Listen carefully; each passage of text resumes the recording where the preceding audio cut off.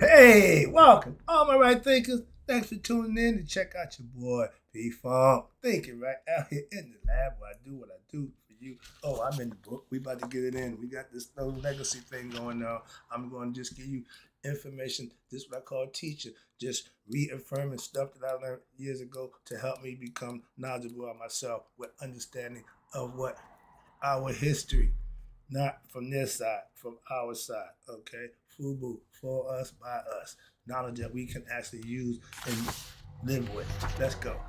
I call it useful information. All right. Rightisms, 25 rule to live by. Storytelling, story with a message. There's a message in my stories for life. I give life lessons. You tune in and receive them. I appreciate you. We got a good thing going. Let's do what we do. Right thinking mission is to enlighten, inspire, educate, and motivate you, the individual, to a higher spiritual level of enlightenment.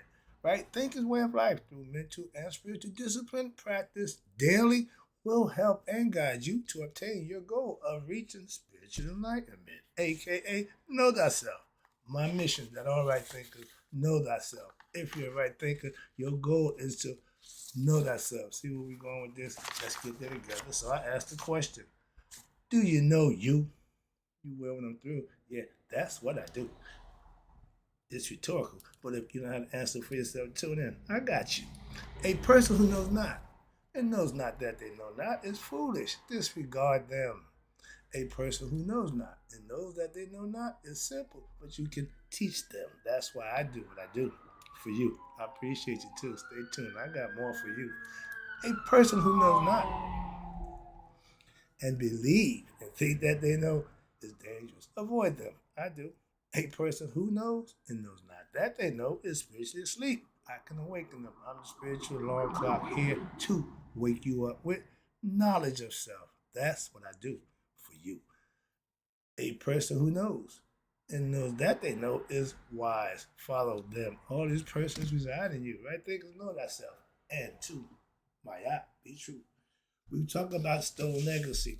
The first theft from the white man, from the black man, the Greeks, they came in. They didn't come in. We educated them. Then they came in double back and enslaved us and sent our information and knowledge that they got from us to the world as if it was theirs. I can attest to that. Why? I got my first degrees in Greek mythology. So I know them. Okay. I'll tell you about and the greatest Greek philosophers, Socrates, Plato, and Aristotle, all got the same information and knowledge from what? Kemet? Okay. Plato Socrates was so good, he got what? Killed. Well, they didn't get killed, but he had to drink hemlock because his views was considered to be corrupt of youth. Why? He was enlightening them. Okay, his philosophy was what? Man, know thyself. He also echoed a belief in what the concept of the supreme good, sun and bottom, the harmony of the law of opposites. That's Maya. So he in the salvation of the soul. All those is Commission philosophical concepts that we've been doing for thousands of years, way before Greece even came into the picture. That's what they talk about that they don't want to tell everybody about. Why not? It's the truth. Only person who's gonna argue the truth is what? A liar. So let's talk about them guys. And that's what I'm trying to point. They lie. They've been lying since the beginning. That's all they know. It's in them to do that. So don't think anything other than that about them. Well, they could, no, they ain't. They ain't. I'm just, in my opinion, my experience with them and studying the history of them, they not good people. They ain't never been. They ain't changed it to this day. I still got my personal reason to dislike them as a people for what my own experience with them. Moving on. Again, I speak for what I know. I can read and understand and content, but I don't speak from that. From my point of view, I'm speaking what I know about right now. I'm pissed right now with them. Starting back when I told you about the three great Socrates, which was one of the one, you had Socrates because he was teaching the young people the truth that he learned from Egypt. They didn't like that. So if they had that knowledge themselves, oh, I'm gonna get to this lady named Miriam Lefkowitz. She got ripped a new one because she wanted to claim that the Greeks didn't get their information or the knowledge from the Egyptians. That was not a good decision for her to make. She wrote a book and they get ripped to a new one. My man Jota Dr. Clark did work to her. Respectfully, though, he just took her apart. All right. When you have knowledge, you can do that. You ain't got to be nasty, disrespectful. Respectfully, you state the facts. If you will argue the facts, you're a liar. Facts don't lie. Facts is facts. You either got to understand the facts, deal with them, or try to combat them with what? Lies. So that don't work. Okay? So right here, the three famous ones. Socrates himself had to what? Drink hemlock to prove his loyalty to what he believed. He stood on what he believed. He put 10 toes down, as y'all claim. Okay, I call standing on it. 10 toes down, same thing. Okay, that's what I said. No, not it ain't ridiculous. No, I get the concept now. But again, why? The stuff that he was teaching went against what they was doing. They was well-known homosexuals. Okay, for them, an old man and a young boy was the way to go.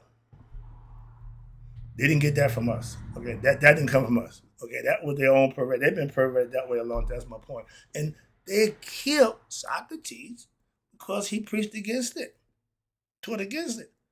So now they got a rebellion. And through history, every person who helped the people, the powers that be, kill him. They sent him to death by drinking hemlock poison. And how thorough he was, this part didn't do me to him. And I loved that. Before I got into my other stuff, I thought Socrates was the baddest man going.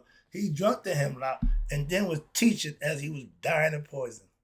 He was still doing his thing. Like my man John Henry, to the end. You just keep going until it's all said and done. I love that about him. And that's the story that I can understand. Mythological story, but it serves the purpose. What gives you insight, understand how he dedicated to what his belief. Everybody who have a faith should be that dedicated, and a lot of them do. They die for the cause. At the Spartans, like my man told me, said, "Yeah, y'all Greeks, y'all known to like little boys." Okay, so that's been their story a long time. They've been doing that a long time. Socrates paid the price for that because he went against it. So again, every time we try to do something with the people, they take them away.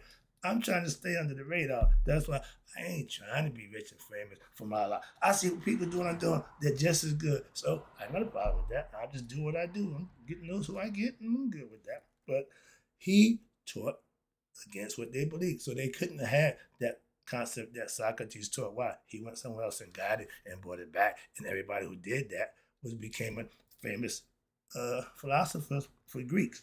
All right. And Aristotle, okay, that was Socrates. And they showed him his people just. Now, when I went to court and I got sentenced, my old man fell out. When Socrates had to drink the hemlock, they said all his students fell out. They all was all sorrowful. I said, I'm the one going, what you going out for? That was cool. I was like Socrates. I took mine on the chin, okay? And glory. Take it. Be responsible. That's the message I got from all my stories, reading and getting understanding. So I understand that. So that's what I'm trying to tell you. Mason, same thing. We got a philosophy too. And on the other side, right here, you got two white guys. Okay. That's Plato and that's Aristotle. Plato came behind Socrates and continued his work. And Aristotle continued his work also. Okay, he moved on. So Plato also they considered him a master of many philosophies, such as the creation story. He got that from us. He was considered a multiple disciplinarian who excelled in all previous stated philosophies, as well as matters dealing with metaphysics. Okay, that's Aristotle. He was the youngest one. He's the last one. Plato was the master of many philosophies, such as creation and the phenomenon of the universe. He taught that to Aristotle. Aristotle's claim to fame is he was the teacher for Alexander Numbnuts. Macedon. I can't call him great because there's nothing great about that guy. But yeah, he the one taught Alexander. Okay, and his disrespect for the Bible and the elaborate Alexander, they came and taught her after he gave what Aristotle his pick of the litter to get what he wanted out of there.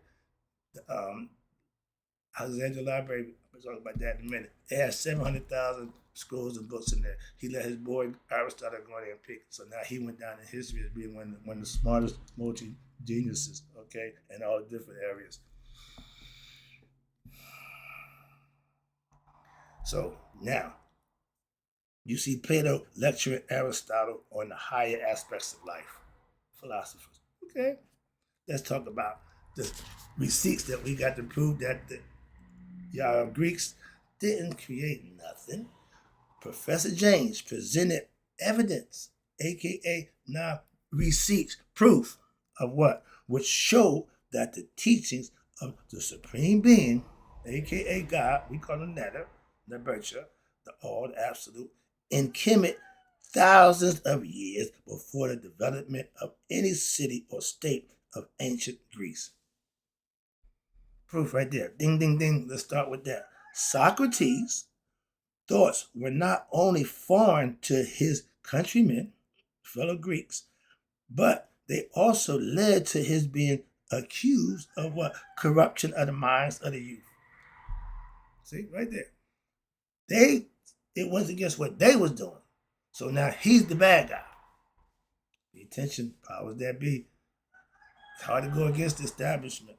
And introducing what? A strange God and goddess to the populace. Different aspects and concepts. They wasn't with that, okay? So for these actions, Socrates was condemned to death and ordered to drink hemlock. And being the man that he was at that time, stand on his, he drank the hemlock. And went down, dying, still teaching, philosophizing, still getting his word out there. Man, know thyself. Hello. He died for that. That means the Greeks wasn't with that. We wasn't Egypt. Okay?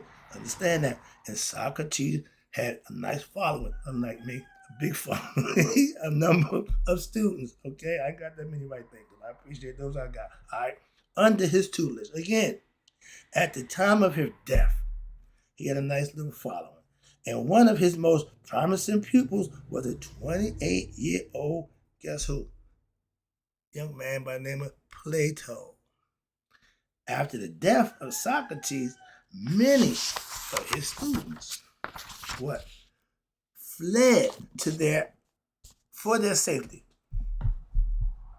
I remember when the order, Black Panthers, whatever he was doing, the underground, anything underground, once they infiltrated, what? We got to scatter. Why? The jig is up. We got to go, okay? But it started way back then. That's my point. I'm trying to get y'all young people to realize this didn't just start, okay? It's been a trend. And they fled for their safety, all right? Including who? Plato, who later returned, sound familiar? To Athens, Greece, at the age of 40. And established an academy, a school institution where he instructed students for the next 20 years, 2 decades, a teacher. So he's well famous with the knowledge that he got from us. See my point? And Plato was also the author of the Timaeus, which recounted the fable of Atlantis, which was told to by Solon by an Egyptian priest. The story of Atlantis is just that. Just that. But y'all want to make it a real place. Okay, Garden of Eden, story. Y'all want to make it a real place. People in the Bible, just story. Y'all want to make them real. What the hell is the problem? They're myths, the allegorical story. They're teaching tools to get you to understand who and what you are as a person. Do you give a damn if they really existed or not? If you just learned the lesson? That's my philosophy. I went to Egypt. I ain't put on their dashiki. I ain't changed their name, but I took every bit of knowledge that they offered and used that and put it to use. I ain't got to change a damn thing but the way I think and what I know. That's how you obtain knowledge from somebody else's concepts. That's what I did. Put it to use to see if it worked today. And like I say, the blood of Jesus, knowledge of self, still works. How about that? And I'm being condemned. Okay? But when you're doing something good and right, everybody ain't going to accept it, especially the powers that be. If it ain't their way, off with their head. But as a teacher, he taught for 2 decades, and he pushed his authority. So now Aristotle is described as what? Now all of a sudden he's a multi-talented individual. I wear a few hats. I've been called an evangelist, sage, master teacher, spiritual philosopher. That you consider me multi-talented? I hope so. And he who excelled in what? Subjects, areas for which he was never trained. Uh-oh. Scooby-Doo, ruh-roh. Something wrong there. Something just went like my master. You should make left at Albuquerque. Why? Because you're going the wrong way now. Why? What's this? Perfect example. He was considered to be more all that, yeah. But for example, Socrates taught Plato and Plato taught Aristotle. But there is no evidence to show that either Socrates or Plato was versed in physics, economics, metaphysics, politics, and Professor James maintains that Aristotle was a personal tutor of who? Alexander Numbnuts of Macedonia for what? 13 years. So he wasn't learning those 13 years. He was teaching. He learned his prior to that. And he got it from somebody else. And he was what? Rewarded with what? With his former student, Alexander Numbnuts, after he conquered Egypt, and he gave him free run of the access to the accumulated wisdom that he got contained within the library of Alexandria. He had his run of the house. All the scrolls in the world, all the information was contained there that we had at that time. What did Numbnuts do? Burned it after his boy went through and got what he wanted. So all we got now is fragments and bits and pieces of the ancient concepts that we no longer have access to. What? It's gone. That's it. Burn it up. That's what your boy is. I never considered him great for nothing but tearing stuff up and making stuff worse than it was. Okay? But again, Aristotle was the recipient of all the knowledge. So now from Egypt now they went to Greek knowledge. All of a sudden now he's dispensing knowledge that he got from Egypt, calling it Greek philosophy. Coming up on that too. I'm about to bust him down. I'm not done. I ain't done by a long shot. If you Greek, if you white, you got a problem. I'm about to blow your doors off. I ain't gonna stop. Let's go. That's what this is all about. You didn't recognize. I know y'all don't pay attention, but this is for my people. Okay, this is for my people. I'm throwing y'all off the cliff. All right, but Jay also maintains these concepts and the issue of Aristotle's authorship of a variety of works which of extreme interest to Professor James. Why? Proof right there. Aristotle is credited with writing hundreds of books after he got access to the library of Alexandria. So now everything he put out is under his name. See where we're going with that? This is just putting it out there for you. My man just said, I'm just giving you the receipts. Okay, so Aristotle, at least 30 subjects. How that? Stop on that. The man was versed. Okay, yeah, I'm sure he was. But because he put information out, it's all under him. But citing two several lists of Aristotle's writings, James shows that they differ in the number of styles, subject matter, and even the dates don't really match up. For example, the list of his Hermepides from 200 BCE contains at that time 400 books. Pay attention. And the list of the Ptolemies started in 200 ACE. That contained 1,000 books. Now, all the Ptolemies was the makeup of the hippopotamus from Aristotle over to the other stock concepts. So now it went from 400 books to 1,000 books. Pay attention. So Professor James asks anybody, a reader, to consider one simple question. Here we go. Aha! Professor James asked the reader to consider one simple question, and that is, if Aristotle in 200 BCE had only 400 books to his credit, by what miracle or whatever did they increase to 1,000 in the 2nd century AD? So a swing of 400 years, he then accumulated up to 1,000 books. See where you're going with this? Taking credit for something that he is. That's what he's trying to show you. I hope you get the message there. I'm trying to break it down. He's stealing information and taking credit for it. The Greeks are famous for that. I can attest to that. I studied 10 years under them. It never took me to Egypt. Moving on. Ancient Greece is described by many as the birthplace of what we call Western or European civilization. Why? Because it presented what it had. to y'all, and y'all just ready to cast me out. And it has held that what wrong distinction for the last 2,500 years. Right around the time Pisces age, the age of Pisces, the mystery age, the bullshit age, where everybody has secrets, everything was on the low, everything was down low. I ran a illegal organization for 5 years. My old man had his few-year run. So we did a 10-year run of illegal operation, kept it on the low. And both of us got caught doing it and did time for it. Okay, so yeah, it's been around a long time. There's one point doing stuff that wasn't right. And what happened? They held the distinction of being the engineers of civilization like that. But many of the social and political, architectural, and philosophical expressions of the world culture have been traced to common origin in Greece, despite their earlier appearance where on the continent of Africa. How did they get to Greece? We enlightened them. We taught them. And they came back and took us over and presented everything they got from us to the world. That's why. Simple. And everybody knows that. Not everybody, but it ain't well known why. He don't put that in his story. For his story, no, they didn't steal our information. They borrowed our knowledge. They inherited it. But you don't tell people that. You don't tell people that. You didn't tell me that. I would learn you to study. And every time you said we get out, them niggas gave us this information on the other side of the water, burnt phrase to black people. Not a word. So Professor James begs us to at least consider the fact that it was impossible for Greeks to teach or claim that which they did not originate. I tell you, only thing I can teach is what I experienced. Not what I read, not what I heard, what I experienced. That's what makes my thinking mine. Why? I'm giving it from my perspective about me and what I do, what I've done, experienced. Not what I made up, not another mythology. No, this is me giving you what I've learned, my way.